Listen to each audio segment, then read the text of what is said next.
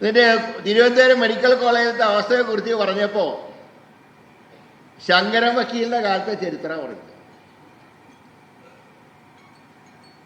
ഞാനെന്ന് പറഞ്ഞു, ഈ മന്ത്രിയെ കൊണ്ട് ഈ പരിപാടിക്ക് പറ്റില്ല, എത്രയും പെട്ടെന്ന് വരെ രാജി എഴുതി വാങ്ങി ചാനലിൽ വാർത്ത വായിക്കാൻ വിടണമെന്ന് പറഞ്ഞു. അപ്പോൾ പിന്നെ എൻ്റെ ചരിത്രം പരിശോധിക്കണേ. ഞാൻ ചോദിക്കുന്നത്, കെ മുരളീധരൻ്റെ രാഷ്ട്രീയ ചരിത്രം പരിശോധിക്കാനാണോ വീണ ജോർജിന് ആരോഗ്യമന്ത്രിയായിട്ടുള്ളത്? മര്യാദയ്ക്ക് ഭരിക്കാനാണെങ്കിൽ ഇറങ്ങിപ്പോണം.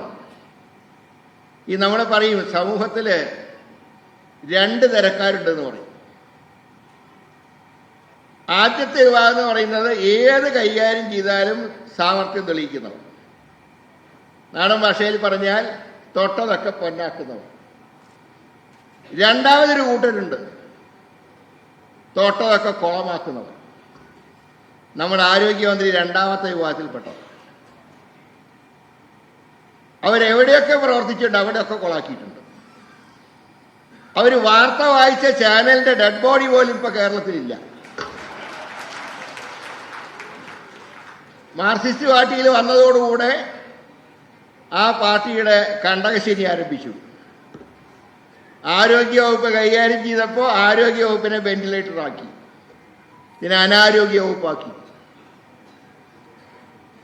കോഴിക്കോട് മെഡിക്കൽ കോളേജിൽ കൊട്ടിഘോഷിച്ചൊരു കെട്ടിടം ഉദ്ഘാടനം ചെയ്തു 3 മാസം മുമ്പ്.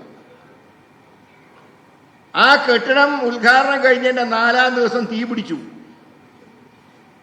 4 രോഗികൾ മരണപ്പെട്ടു.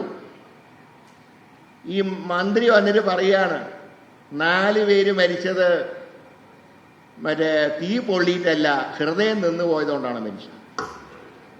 ഞാൻ പറയട്ടെ, ആളുകൾ തൂങ്ങിച്ചാത്താലും ഹൃദയം നിൽക്കുമ്പോഴേ ചാവൂ, തൂങ്ങിയാലും. അതെല്ലാവർക്കും അറിഞ്ഞുകൂടെ? ഇത് വെന്റിലേറ്ററിൽ കിടക്കുന്ന രോഗി നോക്കിയപ്പോൾ പുറത്ത് തീ കത്തുക, ഉള്ള ഹാർട്ടും നിന്നുപോയി. ശരിയാ, പുറത്ത് അതായത് വെന്റിലേറ്ററിൽ കിടക്കുന്ന ഹൃദ്രോഗി പുറത്ത് തീ കത്തുന്ന കണ്ടാലത്തെ അവസ്ഥ എന്തായിരിക്കും? അവർ പേടിച്ചു പോയി, പേടിച്ചപ്പോൾ ശ്വാസം പോയി. എന്നിട്ട് മന്ത്രി പറയാണ്, ശ്വാസം ഹൃദയം നിന്നുകൊണ്ടാണ് മരിച്ചാലാണ്, തീ പൊള്ളിയിട്ടൊന്നുമില്ല, എവിടെയും പൊള്ളലൊന്നും ഏറ്റിട്ടില്ല. ഇങ്ങനെ ഓരോന്നിനും ഓരോ ന്യായം പറഞ്ഞുകൊണ്ടിരിക്കുക.